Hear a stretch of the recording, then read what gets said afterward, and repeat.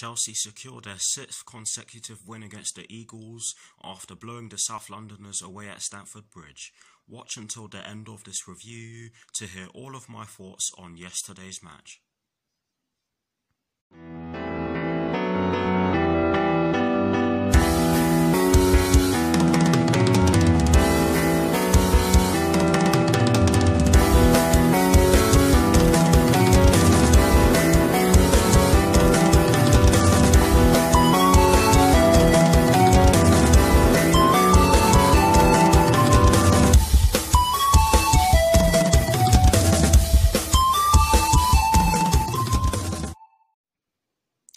Hello people, welcome to my channel, welcome to another video.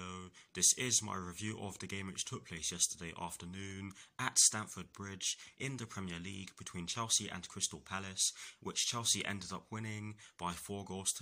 So what I'm going to do for you guys in terms of this review is that firstly, I'll be giving you guys the lineup that Frank Lampard fielded at the start of the match. I'll then be giving you guys my thoughts on the match itself, and as always, I'll be giving you guys the positives and the negatives in which I took from the match, and lastly, I'll be giving you guys my thoughts on the upcoming international break and Chelsea's upcoming Premier League fixture, which will of course be taking place after the international break against Southampton at Stamford Bridge. I'm not sure when the match kicks off, but yes, that's what I'll be doing for you guys in terms of this review. So without further ado, let's get straight into this review. So kicking things off with the lineup that Frank Lampard fielded at the start of yesterday's match against Crystal Palace, and as always, starting things off with the formation. It was a 4-2-3-1, and in terms of the players he chose to start against Crystal Palace yesterday afternoon, he went with Edouard Mendy in goal. He went with a back four from right to left of Cesar Azpilicueta, Thiago Silva, Kurt Zouma and Ben Chilwell. He went with a double pivot of Jorginho and N'Golo Kante, with an attacking midfield trio just ahead of that double pivot from right to left of Callum Hudson-Odoi, Kai Havertz and Timo Werner, with Tammy Abraham up front by himself. And at the start of my reaction video, I did say that I wasn't sure if Thiago Silva was playing as the right centre-back, but he actually was. So I do apologise for not knowing. I thought it was the other way around. I thought Kurt Zouma was playing as the right-sided centre-back and Thiago Silva as the left-sided centre-back, because against West Bromwich Albion, that's where Thiago Silva played. But yes, that is the lineup that Frank Lampard fielded at the start of yesterday's match against Crystal Palace.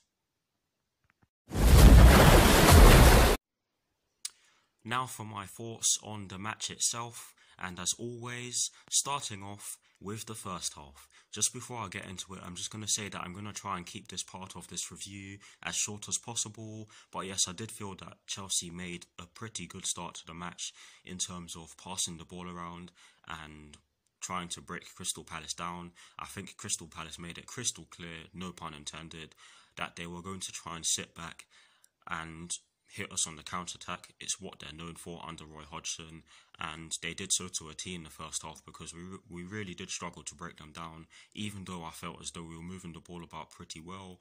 I did think that we could have moved it around faster, but yes, we did create some opportunities.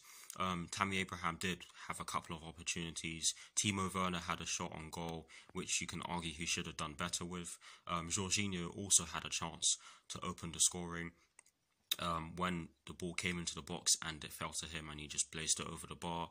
N'Golo Kante had a shot from outside the box and he blazed it over the bar as well. But yes, we did have some good chances. Yes, most of them were half chances, but we did have some good chances in that first half. And like I said, I'm not going to spend too much time on this. But yes, overall in the first half, I felt as though we were good, but we could have moved the ball about faster, and Crystal Palace didn't have many or any clear-cut chances to show for let me start that again. Crystal Palace didn't really have any clear-cut chances in the first half, if any at all. I believe they only had one shot on goal in the first half, and that was wide, and I can't even remember who took the shot. But yes, overall, a good first half, but not the best, because we could have done a lot better in terms of actually moving their defence around. But in the second half, we did that to a T. we were moving them all over the place in the second half, and they just couldn't handle us. I don't know what Frank Lampard said to the boys at half time, but it worked, because in the second half, at the start of the second half, it was clear that we were just going to keep going at them and keep trying to break them down, and we managed to do so through a brilliant Ben Chilwell volley. It was ice cold. Yes, it was from inside the box, but I don't care. That was a thunder strike. Some brilliant work down our right hand side from Callum Hudson-Odoi. He tries to whip it in, but Mamadou Sakho gets the ball and he makes a complete mess of it. He makes a complete mess of the clearance, and it falls to Callum Hudson-Odoi, who puts the ball in from the right hand side. I think the defender tried to stop Tammy Abraham from heading it in, and inadvertently heads it towards Ben Chilwell, and he just runs up to the ball. Timo Werner was going to hit it, but I think Ben Chilwell told him to leave it, and Ben Chilwell just slammed it into the back of the net, and it was a brilliant goal. I think it was definitely deserved, as I said in my reaction video. But yes, great goal, and it put us into the lead. Shortly after that, we got the second, and for me, this was definitely coming. I was speaking to one of my friends. I was speaking to Michele. You guys know him. He's been on my channel before. He's been a guest on my channel before. But yes, brilliant header from Kurt Zouma, and he was threatening to do that in the second half before he scored. Callum Hudson-Odoi again with some brilliant work. I believe it was Ben Chilwell who it did come from a corner, but the corner was defended fairly well. Let me rephrase that. The corner wasn't defended too well by Crystal Palace, because the ball came in and they headed it out towards Callum Hudson-Odoi, who's literally standing just outside the box. He gave the ball back to Ben Chilwell, who just whipped it in. It was an absolute peach of a cross, guys, and Kurt Zouma jumped the highest and got his head onto the ball and smashed it into the top corner with his head, and he deserved that goal because he did have some good chances using his head in the second half in particular. But yes, it was a fantastic header from him. After that, we got the two penalties. The first one, I'm not so sure if that was a penalty. Yes, there was contact, but I'm not sure if it was enough for Tammy Abraham to go down. Maybe I'll have to look at it again. I have looked at it a few times, but I'm still a bit undecided as to how I feel about it. But yes, brilliantly dispatched by Jorginho. I'll keep saying it. His penalties make me nervous, but it was calmly dispatched by him. He sent Vicente Guaita the wrong way, and he did the same with the fourth penalty. Now, for me, the second penalty, definite penalty. Mamadou Sakho just stepped on Kai Havertz's foot and he went down. Definite penalty. He didn't get the ball. The ball was gone, actually. And yeah, again, Jorginho stuck it away brilliantly. Yes, there was a bit of a situation regarding the second penalty. Tammy Abraham did want to take it, and Timo Werner also wanted to take it. And there's a bit of ambiguity regarding this situation, because many people out there think it's silly that Tammy Abraham and Timo Werner wanted to do what they did. Let me rephrase that. There's a bit of ambiguity regarding the situation, because loads of people are saying that it's bad that Tammy Abraham and Timo Werner wanted to take the penalty for themselves, but you can also argue that it's a positive on their part because it shows that they want to score and they're hungry for goals. For me, I'm leaning more to the side of them being hungry and wanting to score goals. For me, it's not a situation that should be taken out of proportion. It was dealt with. Yes, I understand that it is a situation that can escalate and cause many problems in the dressing. Sorry for my pronunciation there. I understand that it is a situation that can cause problems in the dressing room, but it ended up not causing any problems in the dressing room, and it certainly wouldn't have caused problems in the dressing room when we were 3-0 up at the time. But yes, Jorginho took the penalty in the end after some brilliant work from Cesar Azpilicueta. Yeah, great penalty. Sent Vicente Guaita the wrong way and put the ball into the exact same spot, or nearly the exact same spot from the penalty spot. But yes, that was the fourth goal, and overall, I have to say that we were brilliant. We were brilliant.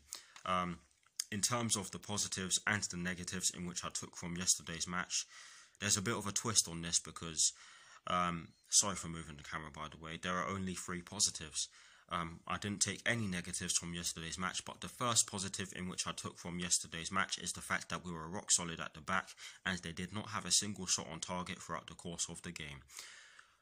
All of our defensive players, the double pivot had a great game. I'm just going to leave that one there. We pocketed Zaha and Ayew. They did not have a sniff, and when they had the ball, we were very quick to deal with them, and yeah, we were just rock solid at the back throughout the whole game. Yes, Crystal Palace did get into dangerous positions in the second half at times, but we dealt with it very well, and that's what we want to see. Hopefully this progresses and gets hopefully this progresses and becomes a trend. But yes, the second positive in which I took from yesterday's match is the fact that everyone had a good game. I don't really need to say that. Let me rephrase that. I don't really need to elaborate on that one.